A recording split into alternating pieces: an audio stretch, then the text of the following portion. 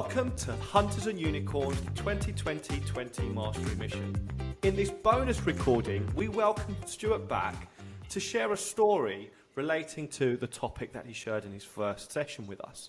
Now, Stuart, in your first session, you spoke about the importance of a belief system and how that can be really transformational within yourself, but also within your team. And I believe you're going to share a story about how a member of your team was able to apply some of these principles and the impact this has had. So please introduce your story. Sure, thanks, Simon. So I won't mention who it is or where it was, but it's a really, really good example of what happens if you think big. So this was with an existing customer, a large, well-known global organisation, where the previous year the account team had great success executing, I think it's 3 or 4 kind of line of business tactical deals. And it's really great to get that foundational value being delivered with that customer. Now, that person then moved into my team for the next fiscal, and we had a straight conversation. We was like, well, what do you want to do? Do you want to keep executing tactical deals at a line of business level, or do you want to try and pivot and do something more transformational and ambitious in the account? Luckily, they kind of trusted my judgment on that, and I invited them around to my house. We had some lunch, and we really talked through building a belief system in this account to achieve some audacious goals. So I actually let them take a blank piece of paper and really think thoughtfully, based on what they knew from working with that customer for the last 12 to 18 months, and the key initiatives we knew that they wanted to drive. How could our value proposition align to that and accelerate that? Now, that person really struggled for the first 2 or 3 weeks of doing that, because essentially, after 18 months of great execution, we literally put the brakes on the whole account, where they was really used to doing kind of daily PG into that account, building lots of pipeline across different use cases and lines of business. And actually, for a period of about 3 months, we actually didn't do any PG. And that person, especially for the first month of that 3 months, felt really, really uncomfortable, because it was kind of alien to them, and it was kind of the opposite to the way they was used to executing. So essentially what happened was we built out a great vision and strategy in the account.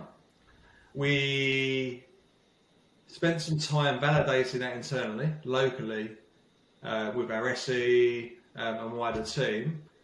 Firstly, if we got the sponsorship for this, could we deliver? The answer was, it's a stretch, but yes, we could, which was the answer we needed to hear.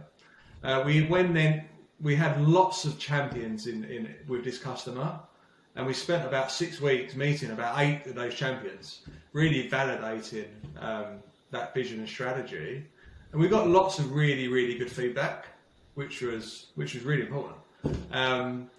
That was about 2 months in, and then we really worked out, well, who's the EB for this? Because the EB for the tactical deals the year before was a lot lower in the organisation. If we was going to go after something really, really, really big and impactful, the EB was the group CIO, who actually no vendor really meets. It's really, really difficult to get access with this economic buyer, which it should be, right? If it's the right EB at the right level, it should be hard. So once we validated that we was on the right track, we then needed to work out, well, how do we get to the EB? And as we all know, the best way is via one of our champions. It's really the ultimate test of our champion. Now, we had 6 champions that wanted to take us. Such was the power of that vision and strategy. They all wanted to take us. And obviously, we really needed to choose one. So we had to work out kind of tactics on who that person would be. We agreed on that. We met that champion. We agreed to talk track. They met the EB without us, and the EB agreed to spend time with us. Got the meeting in a diary. So from the day of that blank piece of paper to the EB meeting was 3 to 4 months. So actually quite a long time, and a long time without really doing PG elsewhere in the account. Now, we prepared really heavily for that meeting, as you would expect. But what happened over that 3 months, as we talk about belief system, the account exec believed this strategy so much because he just lived and breathed it for the last 3 months. And he knew that value proposition was exactly what that customer needed to really transform their business. He believed it 100%. And I could see his belief system grow over those 3 months as he met people. And it was a wonderful thing to see. It just evolved really naturally and organically. So then we come to the EB meeting. He executed it really, really well. It was a 30-minute meeting, which lasted an hour and a half, with an EB that doesn't meet vendors, ever. And you could see the EB after 20 minutes, he literally leant in like that. And we knew that we were kind of really onto something. And what happened was the EB was like, look, this is great. It's a lofty ambition, and I really, really admire it. But these are all the things that I would need to see to really sponsor that kind of partnership. So then that gave us a bunch of homework. We went and what happened after that, which was great, lots of the kind of naysayers and kind of enemies of that particular software, once they knew we had that sponsorship, they kind of all fell into line. And my team will laugh when they hear this, I say this all the time, but when you've got that EB sponsorship, it's like the parting of the Red Sea. It makes your life so much easier in an account. So we had that sponsorship, we had our homework, we knew the things that they needed to see. And in that meeting, we've got their sponsorship for an EBC with our exec team, because in our previous session we discussed it's really important that we can present a vision and a strategy, but for an exec to really sponsor that, they need to see the how. How do we really make that reality? How do we help get them from A to B? So it was the perfect meeting, and it really confirmed to that account exec that 3 months of preparation was really, really worth it. Mm. And it really elevated us into a completely different position in the account. And then the engagement carried on. We went and executed our homework. We had a really good EBC. Because we had that sponsorship with the EB, we could keep going back to the EB whenever we needed to and play back what we'd learned or what we'd done or what we needed. And a long story short, it culminated in a really strategic partnership. Actually, we didn't execute it 100%. We didn't get to exactly where we wanted to the point earlier. If you kind of shoot for the moon and land in the stars, that's still a really, really good position to be in. But what it's done is completely changed how that customer viewed us as a partner. We was no longer a vendor, we really was a strategic advisor. And so from then on, that account exec continued to execute really strategic deals with that customer. Sorry to jump in there, Stuart. I think, we spoke about this in the previous session, and we spoke a lot about belief system. Was there a coin drop moment for this particular account executive where you knew that he changed his belief system and he now was there a specific moment, or was there a catalyst that caused that?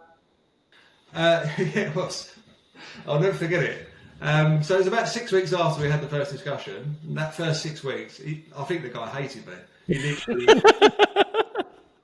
into it. He could see the value of it, but because he didn't have the scars and experience and kind of muscle memory of doing it himself, he kind of thought it was a pipe dream, if I'm honest.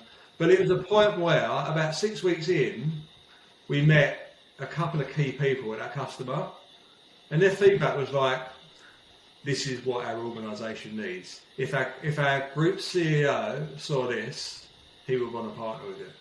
And it was just like kind of a coin drop moment.